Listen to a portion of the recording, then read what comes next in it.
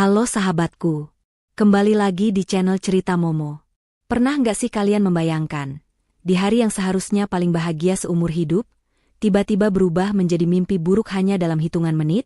Bayangkan, tepat setelah akad nikah selesai, saat kalian merasa jadi ratu sehari, tiba-tiba ada seorang wanita tua misterius yang mendekat dan berbisik dengan nada ketakutan. Pergi sekarang. Bawa keluargamu. Dan 10 menit kemudian, kamu menemukan fakta kalau suami dan mertuamu ternyata menyimpan rahasia yang sangat mengerikan. Wah, cerita kali ini dijamin bakal bikin kalian deg-degan, emosi, sekaligus puas banget sama endingnya. Tapi sebelum kita masuk ke ceritanya, yuk dukung channel ini dulu. Jangan lupa like video ini dan tekan tombol subscribe biar kalian gak ketinggalan cerita-cerita seru lainnya. Dan buat sahabat Momo yang setia, yuk absen dulu di kolom komentar. Tulis nama kalian, asal kota, dan ketik, hadir. Aku mau lihat nih, mana suaranya sahabat Momo dari seluruh Indonesia. Sudah siap? Tarik napas panjang, siapkan camilan kalian, dan mari kita masuk ke kisah. Akad berdarah dingin. Gemerlap lampu kristal yang menggantung di langit-langit ballroom Hotel Bintang 5 itu, seolah bersaing dengan binar kebahagiaan di mata Santi. Hari ini, ia resmi menjadi istri Revin, pria yang selama 2 tahun terakhir ini mengisi hari-harinya dengan kesempurnaan. Akad nikah baru saja usai dilaksanakan dengan hikmat dan lancar. Suara sah dari para saksi masih terngiang merdu di telinganya. Santi menatap pantulan dirinya di cermin kecil yang ia pegang. Riasan pengantin adat Sunda membuatnya tampak seperti seorang putri raja. Ia merasa menjadi wanita paling beruntung di dunia. Bagaimana tidak? Revin bukan hanya tampan dan mapan, tapi juga berasal dari keluarga yang sangat menyayanginya. Terutama Bu Linda, ibunda Revin. Sejak awal perkenalan, wanita parubaya itu selalu memperlakukan Santi dengan sangat manis, seolah Santi adalah anak kandungnya sendiri. Bahkan pesta pernikahan semewah ini, sebagian besar konsepnya diatur oleh Bu Linda yang ingin menantunya tampil paling bersinar. Santi menoleh ke arah pelaminan, di mana Revin sedang berbincang akrab dengan Pak Dharma, ayah Santi. Pemandangan dua lelaki yang paling dicintainya itu membuat hati Santi hangat. Ayahnya, yang selama ini membesarkannya sendirian dengan penuh disiplin dan kasih sayang, tampak begitu lega melepaskan putri sematawayangnya kepada laki-laki sebaik Revin. Revin menoleh dan melihat Santi bangkit perlahan dari kursi pelaminan. Ia bertanya dengan lembut kemana Santi hendak pergi. Santi menjawab sambil tersenyum manja bahwa ia ingin ke toilet sebentar untuk merapikan riasan wajahnya, karena ia merasa lipstiknya sudah agak pudar. Revin mengangguk penuh pengertian dan merapikan sedikit kebaya Santi, mengingatkan agar istrinya itu tidak pergi terlalu lama, karena sesi foto keluarga besar akan segera dimulai. Santi mengangguk dan berjalan anggun menuruni panggung pelaminan. Gaun ekor panjangnya menyapu lantai marmer yang berkilau. Ia melewati deretan tamu undangan yang menatapnya dengan kagum. Senyum tak henti-hentinya ia tebar. Ia melangkah menuju lorong samping yang mengarah ke ruang rias khusus pengantin dan toilet VVIP. Berbeda dengan ballroom yang riuh oleh suara musik orkestra dan tawa para tamu, lorong ini terasa jauh lebih sunyi dan dingin. Karpet tebal berwarna merah marun meredam suara langkah kaki Santi. Entah kenapa, tiba-tiba bulu kuduk Santi meremang. Perasaan bahagia yang tadi meluap-luap, mendadak terusik oleh kesunyian yang ganjil ini. Namun, Santi menepis perasaan itu. Ia berpikir mungkin ini hanya rasa gugup dan lelah, karena rangkaian acara yang padat sejak pagi. Saat Santi berbelok di tikungan lorong dekat area persiapan catering, seorang wanita tua dengan seragam pelayan catering berjalan tergesa-gesa dari arah berlawanan. Wanita itu membawa nampan kosong, kepalanya tertunduk dalam, dan jalannya sedikit pincang. Santi mencoba menepi untuk memberi jalan, namun wanita tua itu justru seolah sengaja menabrak bahu Santi dengan cukup keras. Santi memeki kaget dan hampir saja terjatuh jika tidak berpegangan pada dinding. Wanita tua itu menjatuhkan nampannya hingga menimbulkan bunyi gaduh logam beradu dengan lantai. Santi yang baik hati bukannya marah, malah refleks membungkuk untuk membantu wanita itu. Ia bertanya dengan ramah apakah wanita itu baik-baik saja. Santi melihat wajah wanita tua itu tertutup sebagian oleh rambut yang berantakan dan masker kesehatan yang agak kotor. Tiba-tiba, tangan wanita tua itu mencengkeram lengan Santi dengan sangat kuat. Cengkeraman itu terasa dingin dan kasar, membuat Santi meringis sakit. Wanita itu mengangkat wajahnya sedikit. Mata itu? Santi tertegun melihat mata wanita tua itu. Mata itu tidak memancarkan penyesalan, melainkan ketakutan yang luar biasa. Tatapan yang liar, panik, dan putus asa. Wanita itu menarik Santi mendekat, lalu berbisik dengan suara serak dan gemetar tepat di telinga Santi. Ia menyuruh Santi pergi sekarang juga dan membawa keluarganya. Wanita itu memperingatkan agar jangan sampai malam pertama terjadi. Santi terdiam kaku. Jantungnya seakan berhenti berdetak sesaat. Ia menatap wanita itu dengan bingung dan takut, tidak mengerti apa maksud perkataannya. Wanita itu tidak menjawab pertanyaan Santi. Ia justru terlihat semakin panik seolah ada yang mengawasinya. Ia kembali berbisik, kali ini lebih menekan, menyuruh Santi lari sebelum terlambat karena menurutnya, mereka bukan manusia. Belum sempat Santi bertanya lebih lanjut, terdengar suara langkah sepatu hak tinggi mendekat dari ujung lorong lain. Wanita tua itu tersentak kaget. Dengan kasar ia melepaskan cengkeramannya dari lengan Santi, memungut nampannya dengan gemetar, lalu berjalan cepat, hampir berlari, menghilang di balik pintu tangga darurat. Santi berdiri terpaku sendirian di tengah lorong yang sunyi. Napasnya mulai memburu. Kalimat wanita tua itu terngiang-ngiang di kepalanya seperti kaset rusak.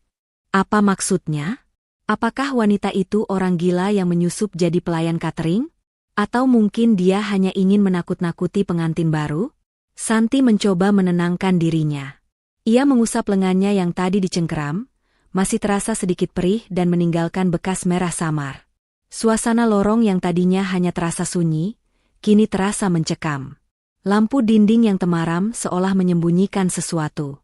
Dengan langkah ragu, Santi membatalkan niatnya ke toilet. Ia merasa tidak aman sendirian. Ia butuh ponselnya untuk menghubungi seseorang, mungkin sahabatnya, atau sekadar memastikan jam berapa sekarang untuk mengalihkan rasa takutnya. Ponselnya tertinggal di tas kecil yang ia taruh di ruang ganti pengantin, yang letaknya hanya beberapa meter di depan.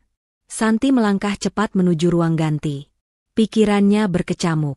Logikanya mengatakan wanita tua itu pasti sakit jiwa, tapi nalurinya mengatakan ada bahaya yang mengintai. Di dalam ballroom sana, Revin dan Bu Linda menunggunya dengan senyum manis. Keluarga impiannya. Tidak mungkin ada yang salah dengan mereka. Sesampainya di depan pintu ruang ganti VVIP yang terbuat dari kayu jati tebal, tangan Santi terulur untuk memegang gagang pintu. Namun, gerakannya terhenti. Pintu itu tidak tertutup rapat. Ada celah kecil yang terbuka, membiarkan sedikit cahaya dan suara dari dalam merembes keluar. Santi hendak mendorong pintu itu dan masuk, tapi suara tawa yang familiar dari dalam ruangan membuatnya membeku di tempat. Itu suara Revin dan suara Bu Linda. Tapi tawa mereka terdengar berbeda. Tidak ada kehangatan di sana. Yang terdengar adalah tawa dingin yang menusuk, tawa kemenangan yang mengerikan. Santi mendekatkan telinganya ke celah pintu, menahan napasnya, tidak menyadari bahwa apa yang akan ia dengar di balik pintu itu akan menghancurkan dunia indahnya dalam sekejap mata. Santi menahan napasnya sekuat tenaga, berusaha menjadi satu dengan dinding di samping pintu yang sedikit terbuka itu. Rasa penasaran yang tadi hinggap kini berganti menjadi firasat buruk yang mencekik lehernya. Melalui celah sempit antara daun pintu dan kusen, mata Santi bisa menangkap sebagian pemandangan di dalam ruangan. Ruang ganti itu tampak mewah dengan sofa bludru merah dan meja rias yang dipenuhi bunga. Di sana, di atas sofa, Revin duduk dengan pose yang tak pernah Santi lihat sebelumnya. Laki-laki yang selama ini selalu duduk tegak dan sopan itu kini menyandarkan punggungnya dengan malas. Kakinya disilangkan ke atas meja, dan kancing kemeja atasnya dibuka paksa hingga dasinya miring. Di tangannya, terselip sebatang rokok yang asapnya mengepul memenuhi ruangan ber-AC itu. Padahal, setahu Santi, Revin adalah pria yang sangat anti rokok dan selalu menjaga pola hidup sehat. Di hadapan Revin, Bu Linda berdiri sambil memegang gelas kristal berisi cairan berwarna kuning keemasan. Wajah keibuan yang lembut dan penuh kasih sayang yang selalu ia tunjukkan pada Santi, kini lenyap tak berbekas. Wajah itu kini dingin, keras, dan memancarkan aura licik yang membuat perut Santi mual. Bu Linda menyesap minumannya lalu tertawa kecil, sebuah tawa yang terdengar sangat meremehkan. Terdengar suara Bu Linda memecah keheningan, memuji akting Revin yang dianggapnya luar biasa hari ini. Ia mengatakan bahwa ia hampir saja tertipu melihat air mata haru Revin saat ijab kabul tadi. Bu Linda menyebut Revin benar-benar aktor kelas kakap yang pantas mendapatkan piala. Mendengar pujian ibunya, Revin tergelak. Ia menghembuskan asap rokoknya ke udara dengan angkuh. Revin menjawab dengan nada santai yang mengerikan. Ia berkata bahwa menaklukkan hati wanita seperti Santi adalah hal termudah di dunia. Menurut Revin, Santi adalah tipikal wanita manja yang haus perhatian karena dibesarkan tanpa sosok ibu, sehingga memberinya sedikit perhatian palsu saja sudah cukup membuat Santi menyerahkan seluruh hidupnya. Revin menambahkan bahwa tatapan mata Santi yang penuh cinta itu justru membuatnya ingin muntah, karena ia harus menahan diri untuk tidak tertawa di depan penghulu. Santi merasa kakinya tidak lagi menapak di bumi. Setiap kata yang keluar dari mulut suaminya bagaikan belati yang menancap langsung ke jantungnya, mencabik-cabik rasa percaya yang telah ia bangun selama 2 tahun ini. Air mata mulai menggenang di pelupuk matanya. Namun ia membekap mulutnya sendiri dengan tangan yang gemetar hebat agar isak tangisnya tidak terdengar. Percakapan di dalam ruangan itu berlanjut ke topik yang lebih mengerikan. Bu Linda meletakkan gelasnya dengan kasar di meja. Ia mengingatkan Revin untuk tidak terlena dengan kemenangkannya. Bu Linda menegaskan bahwa tujuan utama mereka belum tercapai sepenuhnya. Pernikahan ini hanyalah kunci pembuka gerbang harta karun. Bu Linda bertanya dengan nada mendesak tentang kapan Santi akan menandatangani dokumen pengalihan aset dan kuasa rekening yang sudah disiapkan oleh notaris bayaran mereka. Revin mematikan rokoknya dengan menekannya kuat-kuat ke asbak. Ia menenangkan ibunya, mengatakan bahwa rencananya Santi akan menandatangani dokumen itu besok pagi dengan alasan administrasi penggabungan harta. Revin sangat yakin Santi tidak akan membacanya karena istrinya itu terlalu percaya padanya. Revin menjamin begitu tanda tangan itu dibubuhkan, seluruh aset warisan dari mendiang ibu Santi, termasuk tanah, saham perusahaan, dan deposito bernilai miliaran rupiah, akan sah berpindah ke tangan mereka. Bu Linda tersenyum puas, namun senyum itu lebih mirip seringai serigala yang siap menerkam domba. Ia kemudian berbisik dengan nada yang lebih rendah namun cukup jelas terdengar oleh Santi yang menempelkan telinganya di celah pintu. Bu Linda bertanya tentang rencana selanjutnya setelah aset berpindah tangan. Ia tidak ingin mengurus sampah terlalu lama. Ia menyarankan agar nasib Santi dibuat sama seperti Tania, istri Revin 3 tahun lalu. Kecelakaan tunggal di jalan tol atau mungkin keracunan makanan yang terlihat alami. Mendengar nama Tania disebut, darah Santi berdesir hebat. Ingatannya langsung melayang pada wanita tua di lorong tadi. Wanita itu bukan orang gila. Wanita itu mencoba menyelamatkannya. Jadi, Tania adalah korban sebelumnya? Jadi, kecelakaan yang dimaksud adalah pembunuhan terencana?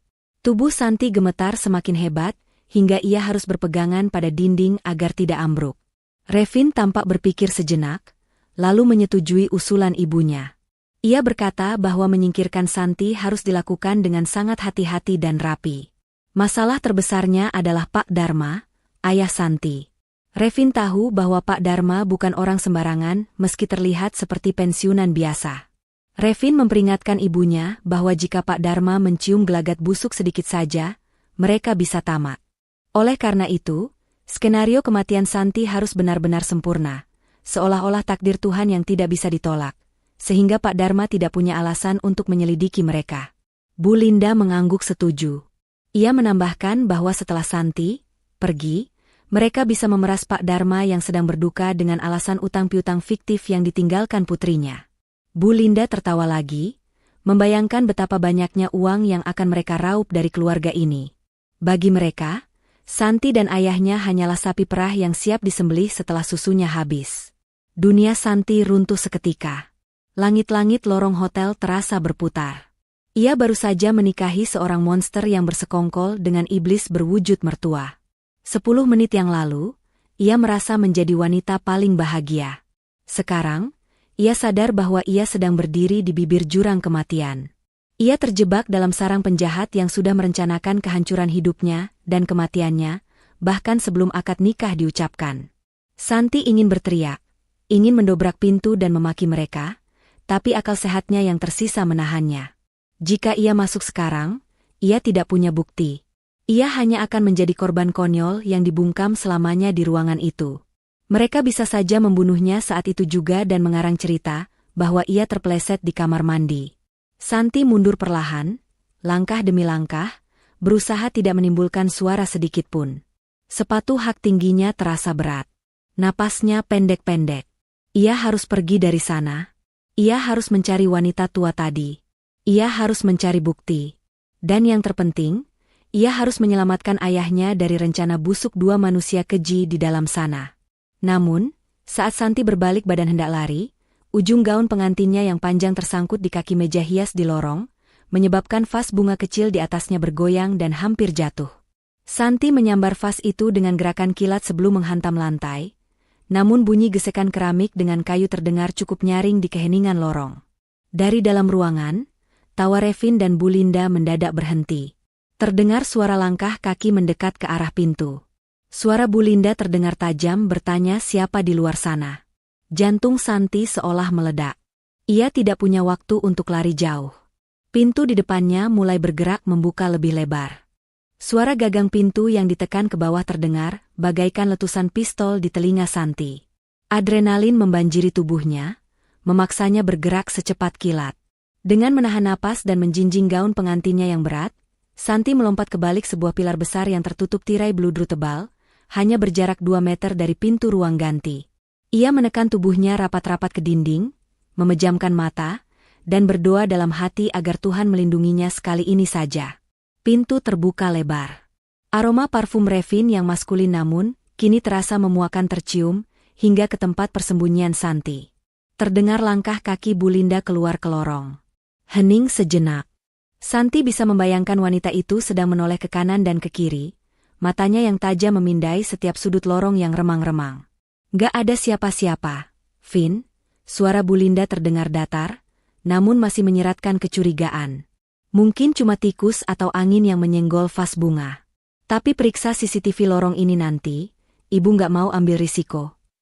Ah, ibu terlalu paranoid, sahut Revin dari dalam ruangan dengan nada malas. Ayo cepat selesaikan minumnya. Kita harus kembali ke panggung sandiwara itu sebelum ayah mertuaku yang sok pahlawan itu curiga anaknya hilang. Pintu kembali tertutup rapat. Bunyi kunci diputar terdengar kemudian. Santi merosot lemas. Kakinya gemetar hebat hingga ia hampir tidak sanggup berdiri. Namun, ia tahu ia tidak boleh berlama-lama di sini. Jika mereka keluar lagi dan menemukannya sedang bersembunyi dengan wajah pucat, tamatlah riwayatnya. Santi melepas sepatu hak tingginya dan menjinjingnya.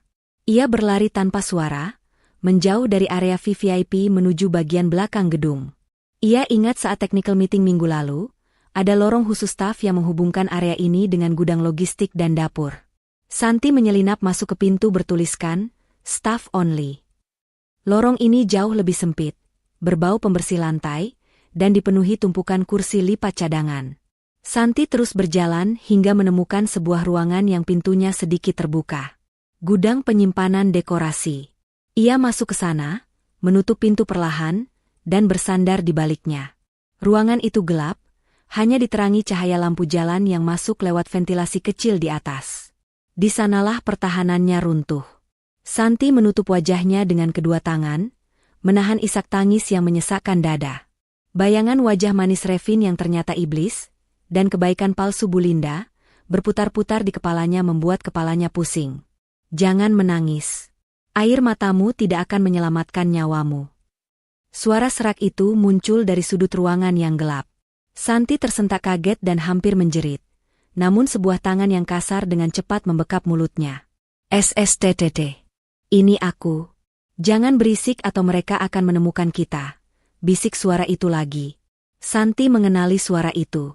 Ia mengangguk pelan, memberi isyarat bahwa ia akan tenang. Tangan itu perlahan melepaskan bekapannya. Di hadapannya, dalam keremangan cahaya, berdiri wanita tua berseragam catering yang tadi menabraknya. Kamu benar, bisik Santi dengan suara bergetar. Mereka merencanakan pembunuhan. Mereka mau hartaku. Wanita tua itu menghela napas panjang, seolah beban berat sedikit terangkat dari pundaknya, karena akhirnya Santi percaya. Ia kemudian menarik kursi plastik bekas dan duduk di hadapan Santi. Duduklah, nak, kakimu pasti sakit, katanya. Santi menurut. Ia menatap wanita tua itu dengan saksama. Siapa kamu sebenarnya? Kenapa kamu tahu rencana mereka? Dan kenapa kamu menolongku? Wanita tua itu tidak langsung menjawab. Perlahan, ia membuka masker kotor yang menutupi sebagian wajahnya. Kemudian, ia melepas wig rambut beruban yang ia pakai, memperlihatkan rambut aslinya yang hitam namun dipotong pendek berantakan. Namun, yang membuat Santi menutup mulutnya karena syok bukanlah rambut itu, melainkan kondisi wajah dan leher wanita itu. Separuh wajah kanannya hingga ke leher dipenuhi jaringan parut bekas luka bakar yang mengerikan. Kulitnya melepuh dan menyatu dengan cara yang menyakitkan untuk dilihat. Namaku Tania, ucap wanita itu lirih, tangannya menyentuh bekas luka di lehernya sendiri dengan tatapan kosong. 3 tahun lalu, aku berdiri di posisimu. Memakai gaun putih, merasa jadi wanita paling bahagia karena dinikahi Revin. Tapi sebulan setelah menikah, tepat setelah aku menandatangani surat kuasa aset warisan orang tuaku mobil yang kendarai, tiba-tiba, remnya blong dan terbakar di jurang. Santi terbelalak. Air matanya menetes lagi, kali ini karena ngeri. Mereka pikir aku mati hangus di dalam mobil itu, lanjut Tania dengan nada dingin yang menakutkan. Tapi aku berhasil merangkak keluar sebelum mobil meledak. Aku sembunyi, hidup menggelandang, mengumpulkan kepingan diriku yang hancur cuma buat satu tujuan, menghancurkan mereka di hari mereka mengulang kejahatan yang sama. Tania merogoh saku seragamnya dan mengeluarkan sebuah flash disk kecil berwarna hitam. Ia menggenggam tangan Santi dan meletakkan benda itu di telapak tangan Santi. Ini kuncinya, Santi. Di dalam sini ada rekaman suara, foto-foto pertemuan rahasia Bu Linda dengan sindikat pasar gelap, dan bukti transaksi aliran dana dari asuransi kematianku ke rekening luar negeri atas nama Revin. Jelas Tania. Santi menggenggam flash disk itu erat-erat. Benda kecil ini terasa panas di tangannya. Ini adalah bukti kejahatan, sekaligus tiket untuk menyelamatkan nyawanya dan ayahnya. Tapi ada satu hal lagi yang harus kamu tahu, kata Tania, wajahnya mendekat, matanya menatap tajam ke manik mata Santi. Kamu lihat tamu-tamu undangan yang duduk di sisi kiri? Yang mengaku kerabat jauh Bu Linda? Teman-teman bisnis Revin yang necis itu? Santi mengangguk ragu. Iya, kenapa dengan mereka? Mereka semua palsu, desis Tania. Semuanya aktor bayaran. Revin tidak punya teman, dan keluarga Bu Linda sudah membuangnya karena sifat kriminalnya. Mereka menyewa orang-orang itu supaya pestanya terlihat meyakinkan di mata ayahmu. Bahkan, notaris yang akan datang nanti malam juga palsu. Ini bukan pernikahan, Santi. Ini panggung teater kriminal terbesar yang pernah ada. Kenyataan itu menghantam Santi lebih keras daripada sebelumnya. Jadi selama ini ia sendirian? Dikelilingi oleh ratusan orang asing yang dibayar untuk tersenyum padanya sementara nyawanya dipertaruhkan? Terus aku harus apa, Mbak Tania? Tanya Santi putus asa. Aku mau lari. Aku mau ajak papa pulang sekarang juga. Jangan, cegah Tania tegas. Kalau kamu lari sekarang, mereka akan panik dan nekat. Ingat, ayahmu ada di tengah-tengah mereka. Kalau Bu Linda merasa terancam, dia punya orang-orang yang siap membereskan masalah di tempat. Ayahmu bisa celaka. Lalu aku harus bagaimana? Tania tersenyum tipis, senyum yang penuh dengan dendam yang telah diperam lama. Kamu harus kembali ke sana. Hapus air matamu, perbaiki bedakmu. Jadilah aktris yang lebih hebat dari suamimu. Buat mereka merasa menang sampai mereka lengah. Dan saat waktunya tepat, kita ledakkan panggung sandiwara mereka. Santi menelan ludah. Ia menatap flash disk di tangannya, lalu beralih menatap wajah hancur Tania. Ketakutan di hati Santi perlahan berubah menjadi kemarahan. Kemarahan yang membara. Ia bukan hanya korban. Dia adalah putri Pak Dharma. Dia punya darah pejuang. Baik, ucap Santi sambil berdiri dan memasang kembali sepatunya. Ia menyeka air matanya dengan punggung tangan. Aku akan kembali ke neraka itu. Tapi kali ini, aku yang akan memegang kendali apinya. Santi menarik napas dalam-dalam, mengisi paru-parunya yang terasa sesak dengan udara gudang yang pengap namun memberinya kekuatan baru. Ia mengeluarkan bedak padat dan lipstik dari saku tersembunyi di balik lapisan gaunnya, kebiasaan kecil yang dulu sering ditertawakan teman-temannya, tapi kini menyelamatkannya. Dengan tangan yang sudah tidak lagi gemetar, ia memulas ulang wajahnya. Menutupi jejak air mata, menyamarkan pucat karena ketakutan, dan melukis kembali topeng, pengantin wanita paling bahagia. Ingat, bisik Tania dari kegelapan, matanya bersinar tajam mengawasi transformasi Santi. Jangan percaya siapapun di luar sana kecuali ayahmu.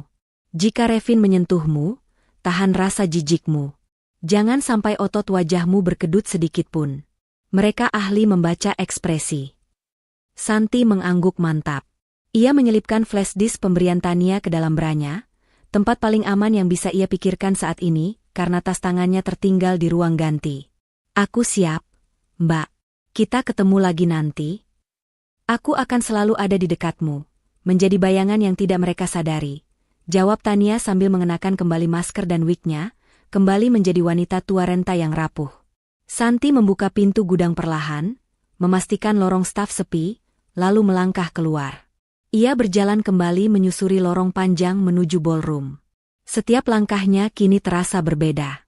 Jika tadi ia berjalan sebagai domba yang digiring ke pembantaian, kini ia berjalan sebagai serigala yang menyamar menjadi domba. Saat ia mencapai ujung lorong yang terhubung dengan ballroom, hiruk-pikuk pesta langsung menyambutnya. Musik jazz ringan mengalun, gelas-gelas berdenting, dan tawa para tamu terdengar membahana. Di tengah kemewahan itu, Santi melihat Revin sedang berdiri gelisah di dekat meja prasmanan, matanya liar mencari-cari.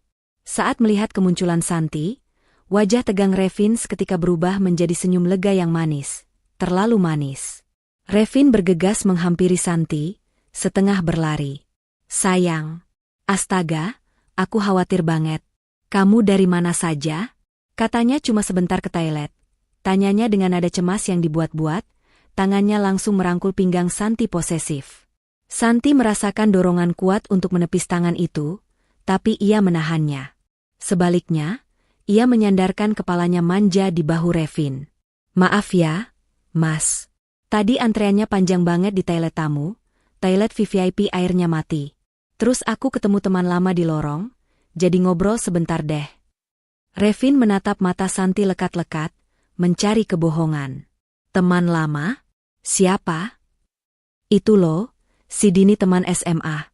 Dia cuma mampir sebentar ngasih selamat terus buru-buru pulang karena anaknya sakit. Jawab Santi lancar tanpa berkedip. Kebohongan itu meluncur begitu saja dari mulutnya. Kecurigaan di mata Revin perlahan memudar. Ia tersenyum lagi, lalu mencium kening Santi. Ciuman yang dulu selalu membuat hati Santi berdesir, kini terasa dingin dan menjijikan, seperti sentuhan ular berbisa.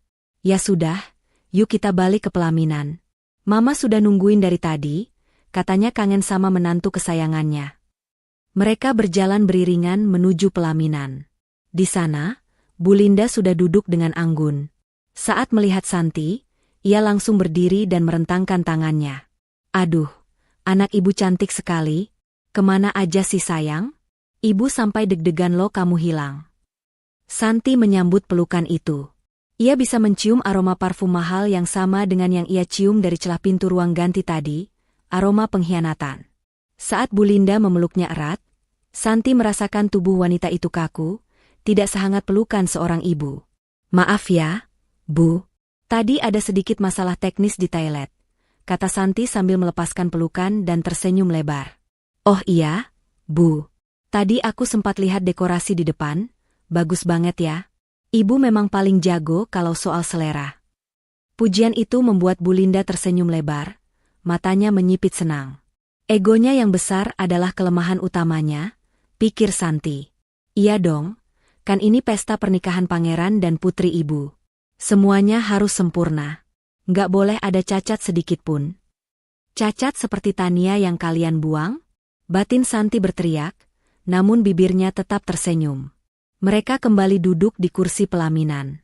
Sesi foto keluarga dimulai. Kilatan lampu kamera menyilaukan mata. Santi berpose, tersenyum, dan bergandengan tangan dengan para pembunuh ini. Di dalam hatinya, ia menghitung detik. Setiap detik yang berlalu adalah satu langkah lebih dekat menuju konfrontasi, atau kematiannya. Dari sudut matanya, Santi memperhatikan para tamu undangan di barisan VIP. Sesuai kata Tania, mereka tampak aneh. Ada sekelompok pria berjas mahal yang tertawa terlalu keras, tapi mata mereka tidak ikut tertawa. Ada ibu-ibu sosialita yang perhiasannya terlihat terlalu mencolok tapi gerak-geriknya canggung saat memegang gelas wine. Mereka semua aktor. Panggung sandiwara ini benar-benar megah dan mengerikan. Tiba-tiba, seorang pelayan pria datang membawakan nampan berisi air mineral. Saat Santi mengambil gelasnya, ia melihat pelayan itu memberikan kode mata ke arah Bu Linda. Kode yang sangat halus, hampir tak terlihat, tapi Santi yang kini waspada bisa menangkapnya. Bu Linda mengangguk kecil. "Minum dulu, sayang. Pasti haus kan habis keliling," kata Revin menyodorkan gelas itu lebih dekat ke bibir Santi. Santi menatap air bening di dalam gelas itu. Apakah ini saatnya? Apakah racun itu sudah ada di sini? Jantungnya berpacu cepat. Ia harus minum agar tidak dicurigai, tapi ia tidak boleh minum jika ingin selamat. "Nanti aja mas, aku belum haus," tolak Santi halus. "Sedikit aja, biar bibir kamu gak kering pas di foto nanti," desak Revin, nadanya sedikit memaksa. Gelas itu kini sudah menyentuh bibir bawah Santi. Santi memutar otak. Tiba-tiba, ia melihat seorang anak kecil, anak salah satu tamu, asli, dari pihak ayahnya, berlari naik ke panggung pelaminan hendak memberikan bunga. Adek manis," seru Santi sambil sengaja menyenggol tangan Revin dengan siku saat ia berpura-pura antusias menyambut anak itu. Piar. Gelas itu jatuh ke lantai, pecah berkeping-keping. Airnya tumpah membasahi karpet merah dan sedikit mengenai sepatu mengkilap Revin. Suasana hening sejenak. Revin menatap pecahan gelas itu dengan rahang mengeras. Kekecewaan dan kemarahan terpancar jelas di wajahnya sedetik sebelum ia menutupinya lagi dengan senyum palsu. "UPS. Maaf mas. Aku kaget ada adik kecil ini," kata Santi dengan wajah bersalah yang sempurna. Bu Linda menatap tajam ke arah Santi, lalu ke pecahan gelas. Matanya menyipit penuh selidik. Insting kriminalnya mulai bekerja. Santi membalas tatapan itu dengan wajah polos dan bingung, seolah tidak mengerti kenapa mertuanya terlihat semarah itu hanya karena gelas pecah. "Nggak apa-apa, sayang. Namanya juga kecelakaan," kata Bu Linda akhirnya dengan suara datar yang dingin. "Pelayan, bersihkan ini segera. Dan ambilkan minum yang baru. Pastikan khusus untuk menantu saya." Kata "khusus" itu ditekan dengan nada yang membuat bulu kuduk Santi berdiri. Perang dingin sudah dimulai. Santi tahu, ia baru saja lolos dari lubang jarum pertama, tapi jarum-jarum berikutnya sudah menanti. Ia harus segera menghubungi ayahnya. Ia butuh pelindung yang nyata sebelum minuman khusus berikutnya datang. Pecahan gelas di lantai telah dibersihkan oleh petugas kebersihan dengan cekatan, namun ketegangan di udara tidak serta-merta hilang. Revin kembali memasang senyum menawannya, seolah insiden kecil tadi tidak pernah terjadi, tetapi cengkeraman tangannya di pinggang Santi terasa semakin erat, posesif, dan menyakitkan. Santi tahu, suaminya itu sedang berusaha mengendalikan setiap gerakannya agar tidak membuat kesalahan lagi. Suara MC yang riang gembira memecah keheningan di atas panggung. "Baiklah, untuk sesi selanjutnya, mari kita undang orang tua dari kedua mempelai untuk foto bersama. Kepada Bapak Dharma dan Ibu Linda, dipersilakan naik ke pelaminan."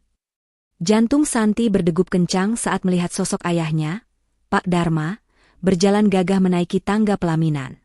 Pria parubaya itu mengenakan beskap hitam yang pas di tubuh tegapnya.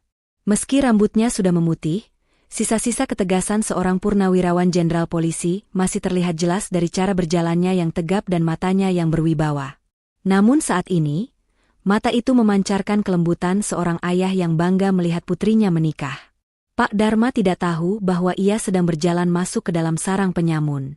Santi ingin sekali berlari memeluk ayahnya dan berteriak minta tolong. Tapi ia ingat peringatan Tania. Jika ia gegabah, nyawa ayahnya bisa melayang detik ini juga. Ia harus menggunakan cara yang hanya dimengerti oleh mereka berdua.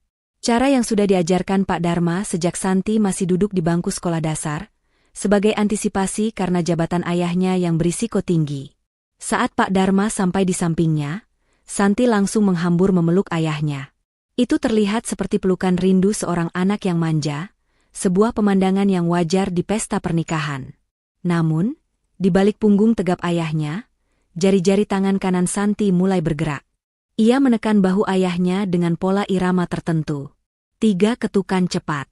3 ketukan lambat dengan tekanan kuat. Dan 3 ketukan cepat lagi.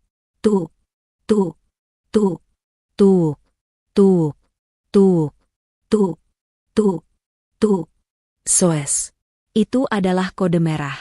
Kode bahaya tingkat tertinggi yang berarti, aku dalam bahaya maut. Musuh ada di sekitar kita. Jangan bereaksi mencolok.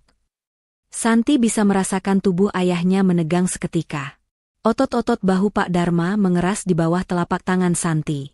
Senyum di wajah Pak Dharma tidak berubah sedikitpun, ia terlalu terlatih untuk itu, tetapi aura di sekitarnya berubah drastis dalam sepersekian detik. Kehangatan seorang ayah berganti menjadi kewaspadaan seorang pemburu yang menyadari ada predator di dekatnya.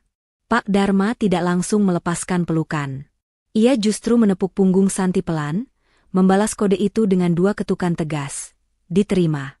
Tenang. Sambil tetap memeluk putrinya, mata tajam Pak Dharma bergerak cepat memindai sekeliling tanpa menolehkan kepalanya secara mencolok.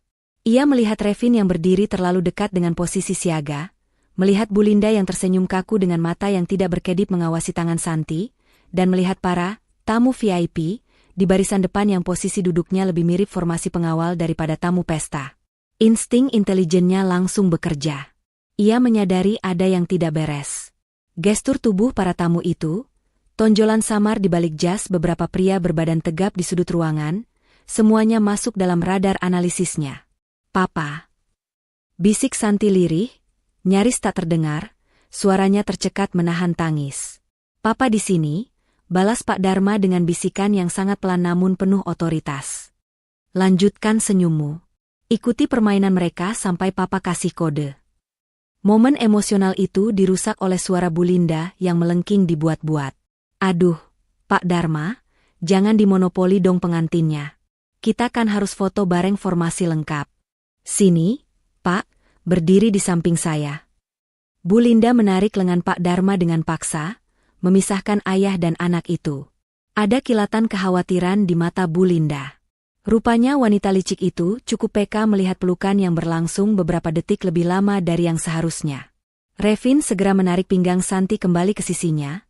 Kali ini jarinya menekan pinggang Santi cukup keras, sebuah peringatan tanpa suara. Senyum, sayang. Ayahmu kelihatan bahagia banget tuh, bisik Revin di telinga Santi dengan nada mengancam. Fotografer mulai mengatur gaya. Oke, 1, 2, 3. Senyum. Kilatan lampu kamera menyambar. Di dalam foto itu nanti, akan terlihat sebuah keluarga bahagia yang sempurna. Namun kenyataannya, itu adalah foto 2 kubu yang sedang bersiap saling membunuh. Di satu sisi ada Revin dan Bu Linda, para penipu ulung yang merasa di atas angin. Di sisi lain ada Santi dan Pak Dharma, ayah dan anak yang kini saling terhubung dalam frekuensi bahaya, diam-diam menyusun strategi bertahan hidup. Setelah sesi foto, Pak Dharma turun dari pelaminan. Santi melihat ayahnya tidak kembali ke tempat duduk semula. Pak Dharma berjalan santai menuju salah satu meja di sudut ruangan, tempat beberapa rekan purnawirawannya duduk. Santi tahu, ayahnya sedang mengaktifkan jaringannya. Bantuan akan datang. Tapi pertanyaannya, apakah bantuan itu bisa datang tepat waktu sebelum Bu Linda melancarkan serangan berikutnya?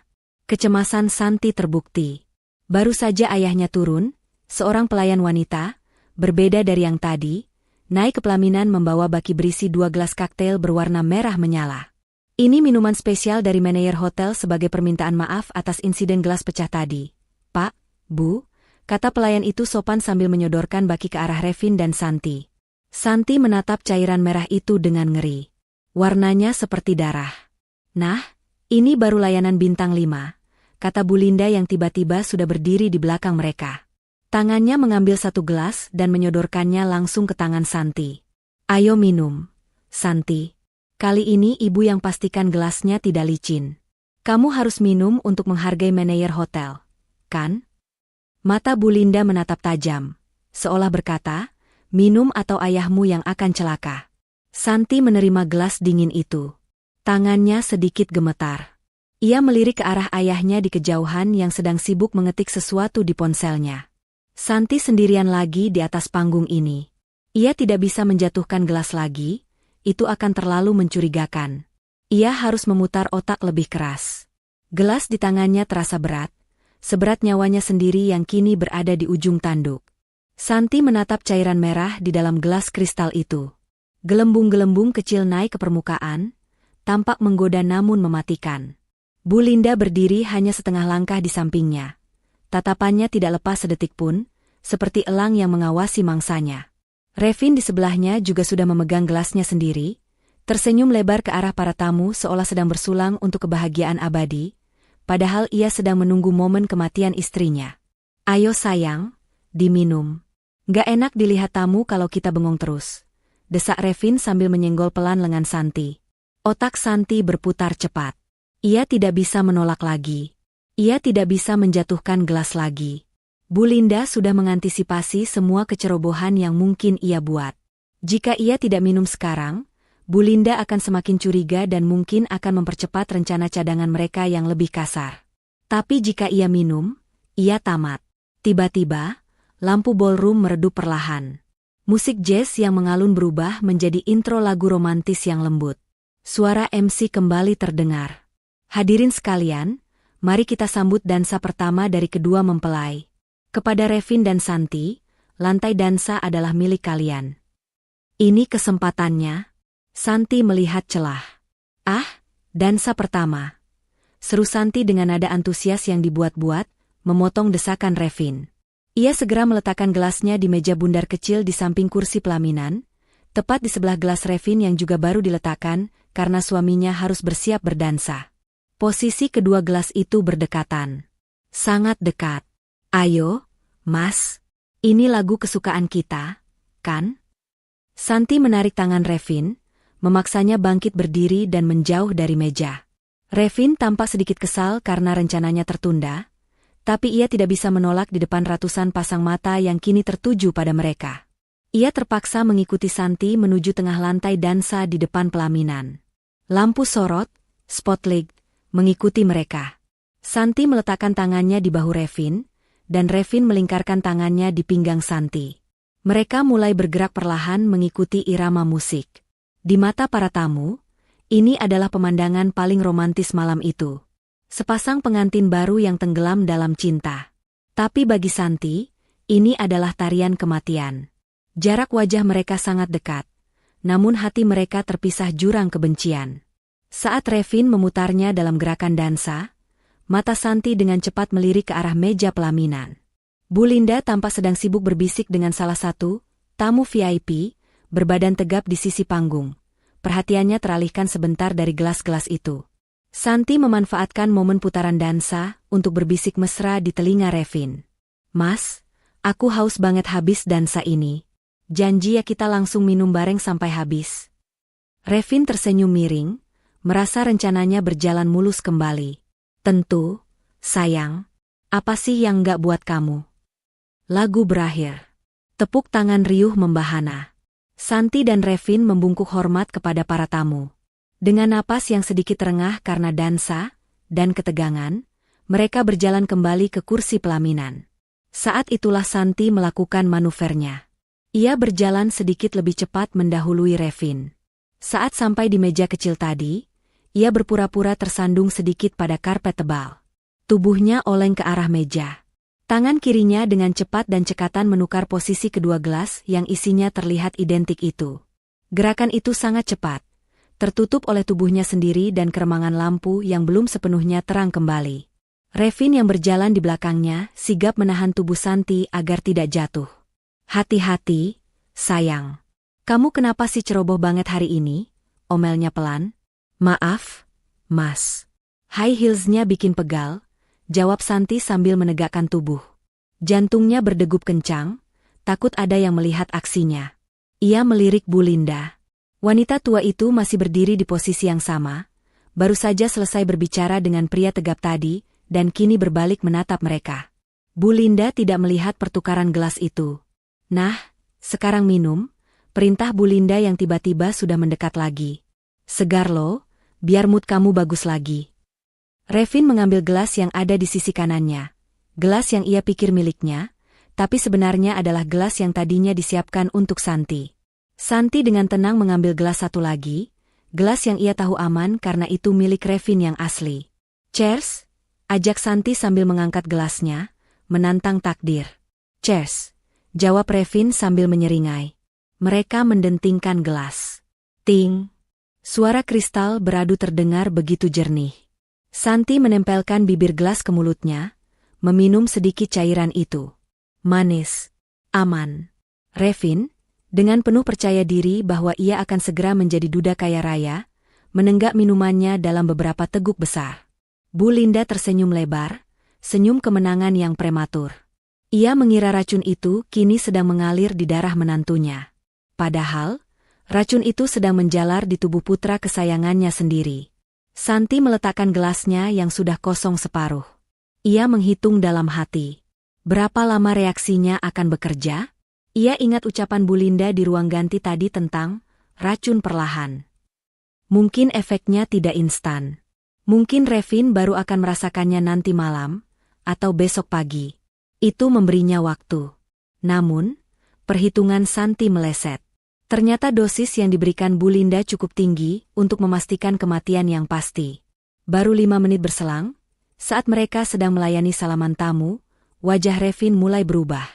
Keringat dingin sebesar biji jagung muncul di dahinya. Tangannya yang memegang tangan Santi terasa dingin dan lembab. "Vin, kamu kenapa? Kok pucat?" tanya Bu Linda yang menyadari perubahan putranya lebih dulu. Revin memegang perutnya. "Nggak tahu, Bu.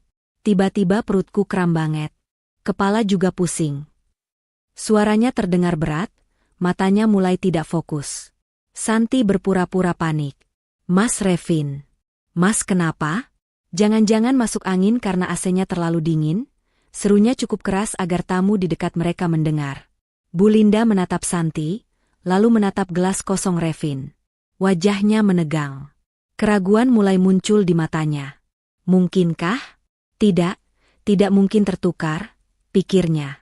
Ia melihat sendiri posisi gelas tadi.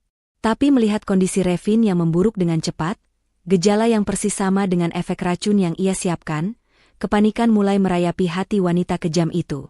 "Senjata makan tuan. Kita istirahat sebentar di belakang," putus Bu Linda cepat, tidak mau mengambil risiko Revin ambruk di depan umum. Revin butuh duduk. Rencana mereka mulai berantakan. Kekacauan kecil mulai terjadi. Dan di kejauhan, Santi melihat Pak Dharma menutup teleponnya dan mengangguk pelan ke arahnya. Bantuan sedang bergerak. Tapi Santi tahu, malam ini masih panjang. Revin yang keracunan justru bisa menjadi binatang buas yang lebih berbahaya karena rasa sakit dan kepanikan. Suasana di belakang panggung pelaminan langsung berubah drastis. Senyum ramah dan keanggunan yang tadi ditampilkan Bu Linda lenyap seketika, digantikan oleh kepanikan yang kasar. Ia memapah Revin yang kini berjalan sempoyongan menuju ruang istirahat VVIP, ruang yang sama tempat Santi mendengar rencana busuk mereka sebelumnya. Santi mengikuti di belakang, pura-pura cemas, padahal otaknya sedang merekam setiap detik kehancuran musuhnya. Begitu pintu ruang VVIP tertutup, Bu Linda langsung mendudukkan Revin di sofa. "Kamu kenapa, Vin? Apa yang kamu rasakan?" tanyanya dengan nada tinggi. Tangannya menepuk-nepuk pipi putranya yang mulai dingin. "Perutku sakit banget, Bu." Seperti terbakar, rintih Revin sambil memegangi perutnya. Napasnya pendek-pendek, dan matanya mulai merah. Ia menatap ibunya dengan tatapan bingung dan ketakutan. "Ibu kasih apa di minuman itu?" Pertanyaan Revin membuat Bu Linda terdiam. Wajahnya memucat.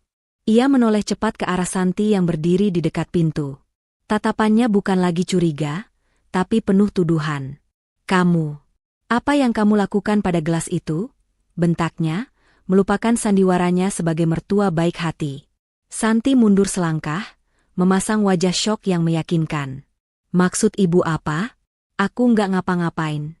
Kita minum dari gelas yang sama yang ibu kasih, kan? Mas Revin sakit. Kenapa ibu malah marahin aku? Harusnya kita panggil dokter." Santi merogoh tasnya, yang sudah ia ambil kembali saat masuk ruangan, berpura-pura hendak menelepon ambulans. "Jangan," teriak Bu Linda dan Revin berbarengan. "Jangan panggil dokter sembarangan," sergah Bu Linda cepat, menyadari bahwa racun dalam darah Revin akan terdeteksi jika diperiksa medis. Itu akan menjadi bukti kriminal yang tak terbantahkan. Revin cuma butuh istirahat. Dia punya mak kronis. Revin mengangguk lemah, meski keringat terus mengucur. Ia tahu ibunya benar. Memanggil dokter sama saja bunuh diri. Ia harus menahan sakit ini. Namun, situasi ini membuat Bu Linda semakin nekat. Waktu mereka semakin sempit.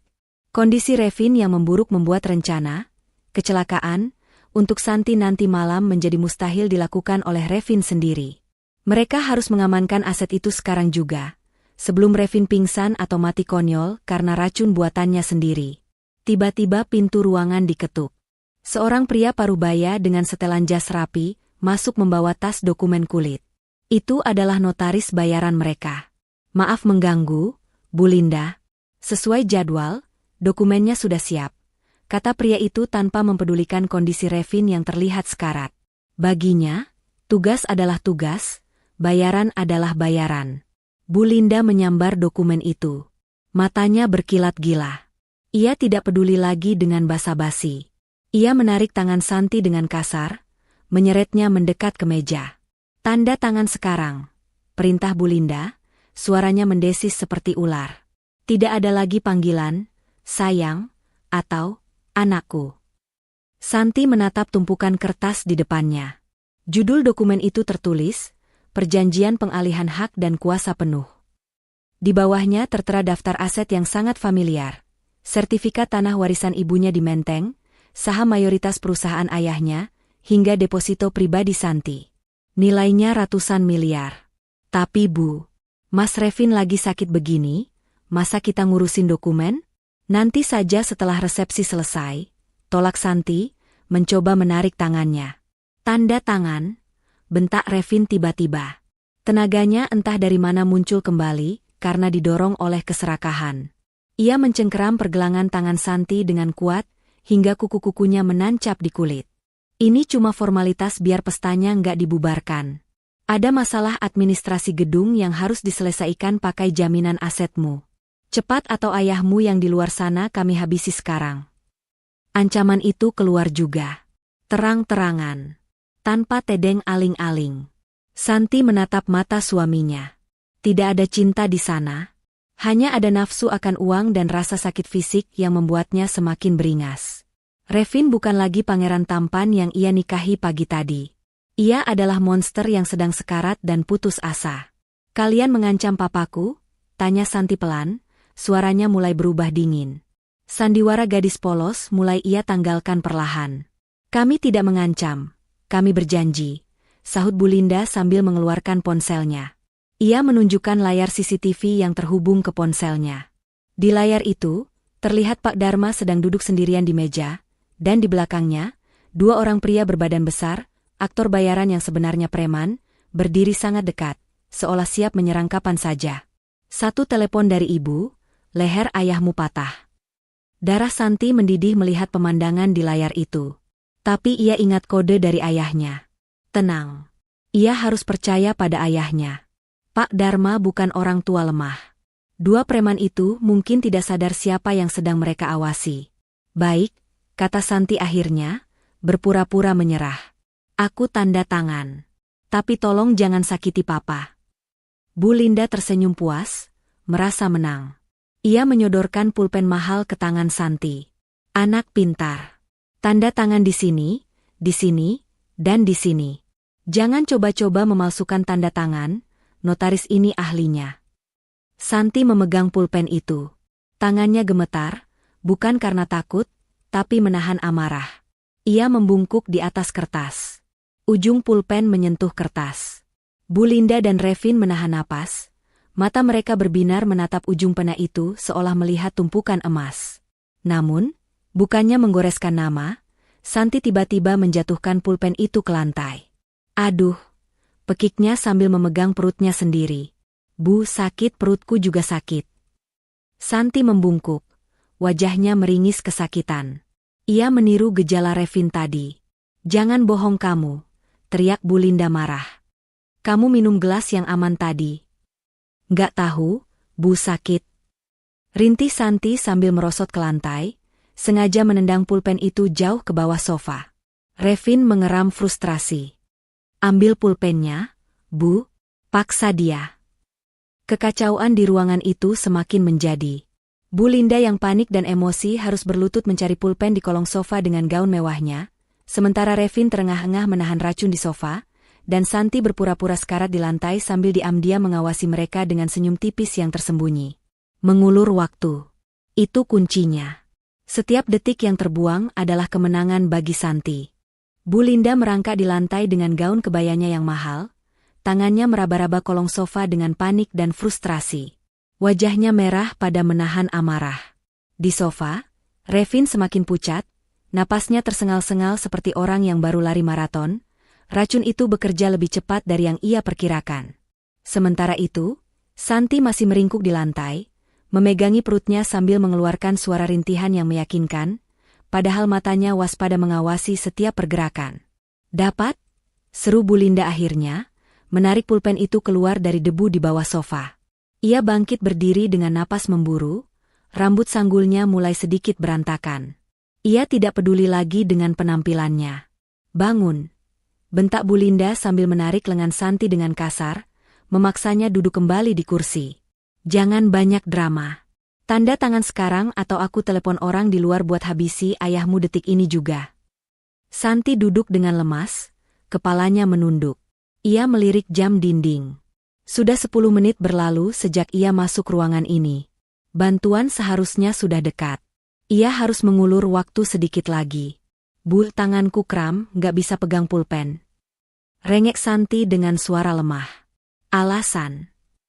Bu Linda mencengkeram tangan kanan Santi, memaksakan pulpen itu ke sela-sela jarinya, lalu menggenggam tangan Santi dengan tangannya sendiri. Aku bantu gerakan tanganmu kalau perlu. Santi merasakan dinginnya tangan Bu Linda. Wanita ini benar-benar putus asa. Saat ujung pulpen kembali menyentuh kertas, Santi menahan napas. Ia tidak boleh membubuhkan tanda tangannya. Satu goresan saja bisa menjadi bencana hukum yang rumit di kemudian hari. Tiba-tiba, Santi melihat botol air mineral di meja rias di sampingnya. Minum, aku butuh minum, leherku tercekik. Ucap Santi serak. Revin, kasih dia air. Perintah Bu Linda tanpa melepaskan cengkeramannya pada tangan Santi. Revin dengan susah payah meraih botol air itu dan melemparkannya ke pangkuan Santi. Cepat minum dan tanda tangan, bodoh, makinya. Santi membuka tutup botol itu dengan tangan kirinya yang gemetar. Namun, bukannya meminumnya, dengan gerakan canggung yang disengaja, ia menumpahkan air itu. Biur. Air membasahi gaunnya, meja, dan yang paling penting, membasahi dokumen-dokumen itu. Tinta pada kertas perjanjian yang belum ditandatangani itu melebar terkena air. Kertasnya menjadi basah dan keriting. Kamu? Jerit Bu Linda histeris. Ia melepaskan tangan Santi dan berusaha menyelamatkan dokumen-dokumen itu dengan mengelapnya menggunakan tisu, tapi percuma. Kertas-kertas itu rusak parah. Dasar wanita sialan. Bu Linda kehilangan kendali.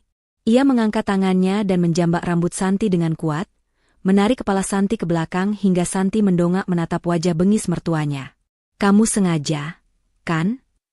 Kamu tahu semuanya, kan? Santi tidak lagi berpura-pura sakit. Ia berhenti merintih. Wajah polos dan manjanya lenyap seketika, digantikan oleh tatapan dingin yang menusuk, persis seperti tatapan seorang jenderal yang sedang menginterogasi musuh. Sudut bibirnya terangkat membentuk senyum miring yang menakutkan. Kalau iya, kenapa? Tantang Santi dengan suara tenang yang membuat ruangan itu mendadak hening mencekam. Ibu pikir aku bodoh? Ibu pikir aku nggak tahu kalau minuman Revin itu beracun? Ibu pikir aku nggak dengar rencana busuk kalian di ruangan ini 1 jam yang lalu. Pengakuan itu menghantam Bu Linda dan Revin seperti petir. Notaris palsu di sudut ruangan, bahkan mundur ketakutan melihat perubahan drastis aura pengantin wanita itu. Kak, kamu. Revin tergagap, rasa sakit di perutnya seolah terlupakan sejenak oleh syok. Jadi kamu yang menukar gelasnya? Tentu saja, suamiku sayang, jawab Santi sinis. Rasanya gimana? Enak? Itu racun buatan ibumu sendiri loh. Spesial buat menantu tersayang katanya. Bu Linda gemetar karena marah dan takut. Rahasianya terbongkar. Ia semakin mempererat jambakannya di rambut Santi. Berani-beraninya kamu. Kalau kamu tahu semuanya, berarti kamu juga tahu nyawa ayahmu ada di tangan kami. Aku akan perintahkan mereka membunuhnya sekarang. Bu Linda melepaskan rambut Santi dan dengan tangan gemetar meraih ponselnya. Ia menekan tombol panggilan cepat ke kepala preman di luar. Halo. Habisi orang tua itu seka. Belum selesai Bu Linda bicara, terdengar suara keributan dari ponselnya. Bukan suara, siap bos, melainkan suara pukulan, teriakan kesakitan, dan bunyi benda jatuh. Aarg. Tolong. Ampun pak. Suara preman itu terdengar panik di seberang telepon. Lalu, suara di telepon berubah. Suara berat, tenang, dan berwibawa yang sangat dikenal Santi terdengar. Halo, Bu Linda? Maaf, anak buah ibu sedang sibuk mencium lantai. Ada pesan lain yang ingin disampaikan sebelum saya masuk ke sana. Itu suara Pak Dharma. Ponsel di tangan Bu Linda terlepas jatuh ke lantai. Wajahnya pucat pasi seputih kertas. Kakinya lemas. Ia menatap Santi dengan horor.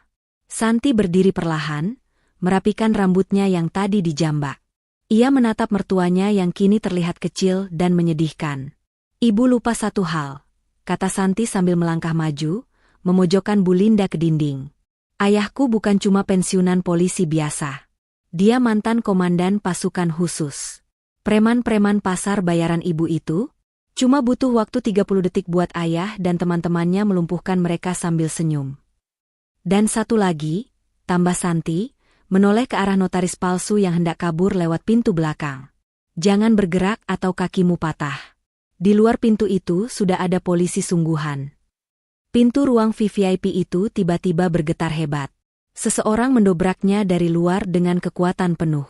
Engsel pintu yang kokoh itu menyerah. Daun pintu kayu jati yang kokoh itu terhempas keras menghantam dinding, menyisakan retakan pada engselnya yang menyerah kalah. Debu berterbangan sesaat.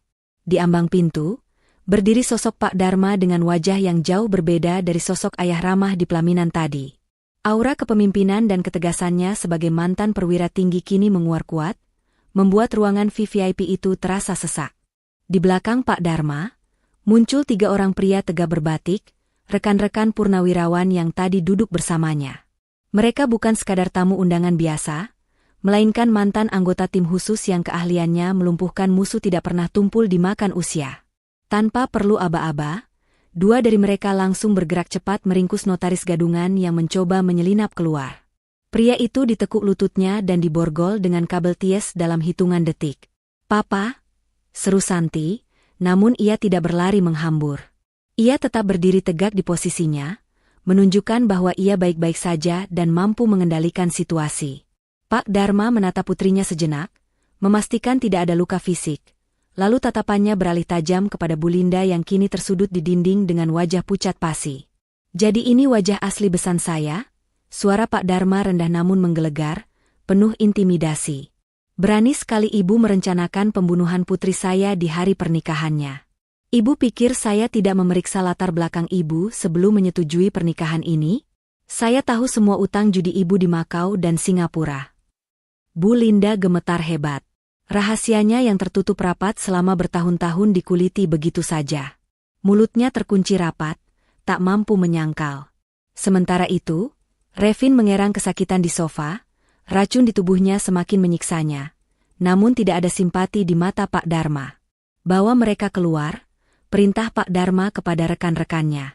"Jangan lewat pintu belakang. Kita lewat depan. Biar semua orang melihat siapa mereka sebenarnya."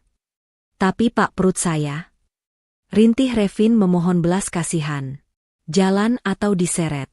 Pilihanmu," jawab salah satu rekan Pak Dharma dingin sambil menarik kerah kemeja Revin, memaksanya berdiri meski sempoyongan. Rombongan itu bergerak keluar dari ruang VVIP menuju ballroom utama. Namun, kejutan yang sesungguhnya baru saja dimulai di luar sana. Tania, yang sejak tadi menghilang, ternyata telah menyusup ke ruang kontrol audiovisual di lantai mezanin. Dengan kemampuan teknis yang ia pelajari selama hidup di jalanan demi membalas dendam, ia melumpuhkan operator teknis dengan semprotan merica, mengunci pintu dari dalam, dan mengambil alih kendali sistem penyiaran gedung. Di ballroom yang megah, ratusan tamu undangan sedang menikmati hidangan sambil bertanya-tanya kemana perginya pengantin dan keluarga inti. Tiba-tiba, musik orkestra yang syahdu berhenti mendadak. Suara feedback mikrofon yang melengking membuat semua orang menutup telinga. Lampu kristal utama padam, menyisakan kegelapan sesaat, sebelum akhirnya layar proyektor raksasa di belakang pelaminan menyala terang. Biasanya layar itu menampilkan foto-foto prewedding yang romantis. Tapi kali ini, layar itu hitam polos. Hanya ada gelombang suara audio yang bergerak-gerak. Suara rekaman percakapan yang jernih menggema ke seluruh penjuru ruangan melalui speaker kualitas konser. "Aktingmu bagus, Revin. Begitu dia tanda tangan pengalihan aset besok pagi, kita buat dia, kecelakaan, seperti si Tania dulu." Suara Bu Linda terdengar sangat jelas. Para tamu undangan terkesiap. Bisik-bisik mulai terdengar riuh. "Tenang, Bu. Santi itu polos. Dia cinta mati sama aku." Tatapan matanya yang penuh cinta itu justru membuatku ingin muntah. Kini giliran suara Revin yang terdengar. Suasana ballroom berubah menjadi kacau. Ibu-ibu sosialita menutup mulut tak percaya. Teman-teman Santi saling berpandangan dengan wajah syok. Para tamu dari pihak Bu Linda, yang ternyata aktor bayaran, mulai terlihat gelisah dan berusaha kabur pelan-pelan. Namun pintu keluar utama sudah dijaga oleh petugas keamanan hotel yang telah dikoordinasikan oleh tim Pak Dharma. Tepat saat rekaman itu mencapai bagian rencana pembunuhan Pak Dharma, pintu samping ballroom terbuka. Pak Dharma, Santi, dan timnya masuk menggiring Bu Linda dan Revin ke tengah ruangan. Semua mata tertuju pada mereka. Bukan tatapan kagum seperti saat kira pengantin tadi, melainkan tatapan jijik, marah, dan penghakiman. Bu Linda menundukkan kepalanya dalam-dalam, berusaha menyembunyikan wajahnya dari sorotan lampu yang kini terasa membakar kulit. Revin, yang wajahnya sudah banjir keringat dingin dan pucat seperti mayat hidup, berjalan tertatih-tatih sambil menahan sakit perut yang melilit. Rasa malunya jauh lebih besar daripada rasa sakit fisiknya. Ia, yang selalu membanggakan citra sempurnanya, kini telanjang bulat di hadapan publik sebagai penipu dan calon pembunuh. Di layar proyektor, tampilan berubah lagi. Tania menampilkan slideshow foto-foto bukti kejahatan mereka. Foto dokumen utang piutang Bu Linda, foto bangkai mobil Tania di jurang 3 tahun lalu, dan bukti transfer uang hasil kejahatan. Bukannya itu Bu Linda, teriak seorang tamu yang mengenali wajah di layar. Mereka penipu. Cemoohan mulai terdengar. Beberapa tamu melempar serbet makan ke arah mereka. Suasana pesta yang mewah berubah menjadi pengadilan massal. Pak Dharma menghentikan langkahnya tepat di depan panggung pelaminan. Ia melepaskan cengkeramannya pada Bu Linda, membiarkan wanita itu jatuh terduduk lemas di karpet merah. Revin juga ambruk di samping ibunya, napasnya memburu. Santi melangkah maju, memisahkan diri dari perlindungan ayahnya. Ia berdiri tegak di hadapan suami dan mertuanya yang kini bersimpuh di kakinya. Gaun pengantinnya yang putih bersih tampak kontras dengan kekotoran jiwa 2 orang di hadapannya. Tania keluar dari ruang kontrol di lantai atas, berdiri di balkon dan menatap ke bawah. Matanya bertemu dengan mata Santi. Tania mengangguk pelan, memberikan panggung terakhir ini sepenuhnya kepada Santi. "Matikan rekamannya," perintah Santi melalui mikrofon yang diberikan oleh ayahnya. Suaranya bergema, menghentikan keriuhan tamu undangan. Hening seketika. Semua orang menanti apa yang akan dilakukan sang pengantin wanita. Santi menatap Revin yang merintih. "Sakit, Revin?" tanyanya lembut namun menusuk. "Rasa sakit di perutmu itu akan hilang dalam beberapa jam. Tapi rasa malu ini, jejak digital kejahatan kalian yang didengar ratusan orang ini, itu akan abadi selamanya." Revin mendongak, matanya merah berair. "Santi, tolong panggil dokter." "Dokter?" Santi tertawa kecil, tawa yang hampa tanpa emosi. "Kenapa harus panggil dokter? Bukankah ibu bilang kamu cuma sakit, Mak?" Santi berbalik menghadap para tamu undangan. Wajahnya tenang, memancarkan wibawa yang luar biasa, mewarisi darah jenderal dari ayahnya. Ia siap memberikan pukulan terakhir untuk mengakhiri sandiwara ini dengan sempurna. Santi memegang mikrofon itu dengan mantap, sorot matanya menyapu seluruh ruangan yang hening. Ratusan pasang mata menatapnya dengan campuran rasa ngeri dan kagum. Di kakinya, Revin masih mengerang kesakitan, sementara Bu Linda tampak seperti tikus yang terpojok. Matanya liar mencari celah untuk kabur dari penghakiman massal ini. Hadirin sekalian, suara Santi terdengar jernih dan berwibawa, memecah kesunyian ballroom. Maaf jika pesta ini berantakan dan selera makan Anda terganggu. Tapi, anggap saja ini adalah hidangan penutup yang paling istimewa, sebuah kebenaran. Santi melangkah mendekati Revin. Ia berjongkok perlahan, mensejajarkan wajahnya dengan suaminya yang sedang sekarat karena racun dan rasa malu. Dengan gerakan tenang, Santi menarik tangan kiri Revin. Bukan untuk menghiburnya, melainkan untuk melucuti cincin kawin emas bertahta berlian yang baru beberapa jam lalu melingkar di jari pria itu. Santi berdiri kembali, mengangkat cincin itu tinggi-tinggi, lalu dengan jijik melemparnya ke lantai hingga berdenting nyaring. Cincin itu menggelinding dan berhenti tepat di ujung sepatu Bu Linda. "Revin, Bu Linda," ucap Santi, senyum miring tersungging di bibirnya. "Kalian begitu terobsesi dengan harta warisan ibuku, bukan? Kalian begitu bernafsu menandatangani dokumen apapun tanpa membacanya, asalkan itu berhubungan dengan uang." Santi merogoh saku tersembunyi di balik gaun pengantinnya, mengeluarkan secari kertas yang berbeda dari dokumen yang tadi dibasahi air. Ini adalah dokumen asli yang sudah ia siapkan jauh-jauh hari atas saran tim hukum ayahnya, sebuah langkah antisipasi yang ternyata menyelamatkan hidupnya. "Kalian lupa satu hal. Saat pemberkatan nikah tadi pagi, kalian menandatangani perjanjian pranikah yang diselipkan oleh pengacara ayahku di antara tumpukan berkas administrasi KUA. Karena kesombongan dan kemalasan kalian membaca, kalian melewatkan pasal 18. Santi membuka kertas itu dan membacakannya dengan lantang. Pasal 18. Jika salah satu pihak terbukti melakukan tindak pidana berat, penipuan, atau upaya pembunuhan terhadap pasangannya, maka pernikahan dianggap batal demi hukum, dan pihak yang bersalah wajib membayar ganti rugi material dan imaterial sebesar 10 kali lipat dari total biaya pesta pernikahan ini, serta menyerahkan seluruh aset pribadi mereka sebagai jaminan. Wajah Bu Linda yang pucat kini berubah menjadi abu-abu. Ia mengerti hukum. Ia tahu artinya ini. Jadi, lanjut Santi dengan nada kemenangan yang dingin. "Rumah mewah ibu, mobil-mobil koleksi Revin, dan sisa uang haram di rekening kalian mulai detik ini, secara hukum sedang dalam proses penyitaan untuk ganti rugi saya.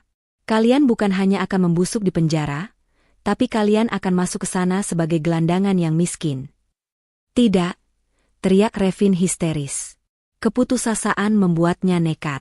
Didorong oleh amarah yang meledak, ia menyambar pisau pemotong kue panjang yang tergeletak di meja sampingnya. Dengan sisa tenaga terakhir, ia menerjang ke arah Santi, mengarahkan pisau itu ke perut istrinya. "Mati kau!"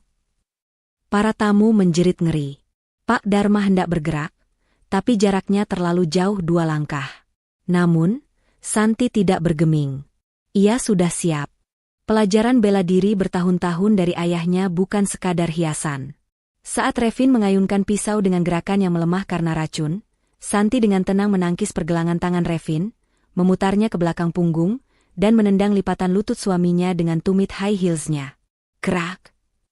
Revin menjerit kesakitan saat lengannya terkunci dan tubuhnya terbanting keras ke lantai. Wajahnya mencium karpet tepat di bawah kaki Santi. Pisau itu terlempar jauh. "Sakit, Revin?" bisik Santi dingin, sedikit membungkuk. "Tidak sesakit hati Tania dan wanita-wanita lain yang kalian bunuh." Melihat anaknya lumpuh, Bu Linda mengambil kesempatan dalam kekacauan itu. Ia mengangkat gaunnya dan berlari kencang menuju pintu dapur di sisi kiri panggung, berharap bisa kabur lewat pintu belakang. "Minggir! Minggir semua!" teriak Bu Linda histeris, mendorong seorang pelayan hingga jatuh. Namun, langkahnya terhenti mendadak di ambang pintu dapur. Sesosok tubuh menghalangi jalannya. Tania berdiri di sana, masih mengenakan seragam cateringnya, tangan kanannya memegang panci su besar yang masih panas, dan tangan kirinya memegang masker wajah yang sudah ia lepas sepenuhnya. Wajah hancur Tania terpampang jelas di bawah lampu terang. "Mau kemana, mantan mertuaku sayang?" tanya Tania dengan suara serak yang menakutkan. Bu Linda mundur ketakutan. Kakinya gemetar melihat hantu masa lalunya berdiri nyata di hadapannya. "Tea, Tania, kamu Kejutan, desis Tania. Ia maju selangkah. Bu Linda mundur hingga punggungnya menabrak dinding. Polisi berseragam lengkap yang dipanggil Pak Dharma, akhirnya menyerbu masuk dari pintu utama dan pintu samping. Langsung mengepung area pelaminan dan dapur. Dua petugas langsung memborgol Revin yang masih mengerang di lantai. Dua petugas lain meringkus Bu Linda yang sudah pasrah di depan Tania. Saat Bu Linda digiring melewati Santi, wanita tua itu menatap menantunya dengan tatapan penuh kebencian dan kebingungan. Kenapa? Kenapa kamu bisa tahu semuanya? Santi menatap lurus ke mata Bu Linda. Karena keserakahan ibu membuat ibu tuli. Ibu terlalu sibuk mendengarkan bunyi uang, sampai tidak mendengar bisikan hati nurani. Dan ibu meremehkan kekuatan seorang istri yang melindungi keluarganya. Revin dan Bu Linda diseret keluar gedung di bawah sorakan dan cemoohan para tamu undangan. Kamera-kamera wartawan yang entah sejak kapan hadir di sana, menghujani mereka dengan kilatan lampu blitz. Wajah mereka akan terpampang di halaman depan koran esok hari sebagai penjahat paling memalukan tahun ini. Setelah keributan mereda, hening kembali menyelimuti ruangan. Santi menghela napas panjang, bahunya turun, melepaskan beban berat yang ia panggul seharian ini. Pak Dharma berjalan mendekat dan langsung memeluk putrinya erat-erat. Papa bangga padamu, Nak. Sangat bangga, bisik Pak Dharma, suaranya bergetar menahan haru. Santi memeluk ayahnya, lalu melepaskan diri dan menoleh ke arah pintu dapur. Tania masih berdiri di sana, bersandar di kusen pintu, menatap mereka dengan senyum tipis. Santi berjalan menghampiri Tania. Tidak ada kata-kata yang terucap. Santi hanya menggenggam tangan Tania yang kasar. Mereka, dua wanita yang disatukan oleh tragedi, kini berdiri sebagai pemenang. Santi melepas kalung berlian di lehernya dan memakaikannya ke leher Tania. Untuk modal hidup baru, Mbak, kata Santi tulus. Kamu bebas sekarang. Tania tersenyum, air mata menetes di pipinya yang terluka, tapi itu air mata lega. Santi berbalik menghadap para tamu yang masih terpaku. Ia mengambil gelas minuman baru, yang ia pastikan bersih, mengangkatnya tinggi-tinggi. Pestanya sudah selesai, ucap Santi sambil tersenyum lebar, senyum yang benar-benar tulus dan lepas untuk pertama kalinya hari itu. Silakan nikmati makanannya. Kali ini, saya yang traktir. Santi meneguk minumannya, merasakan manisnya kemenangan. Ia bukan lagi gadis polos yang bisa dipermainkan. Ia adalah Santi, wanita yang membakar panggung sandiwara iblis dengan keberaniannya sendiri. Pesan moral. Kejahatan yang direncanakan dengan rapi dan licik sekalipun, akan selalu kalah oleh keberanian untuk mengungkap kebenaran.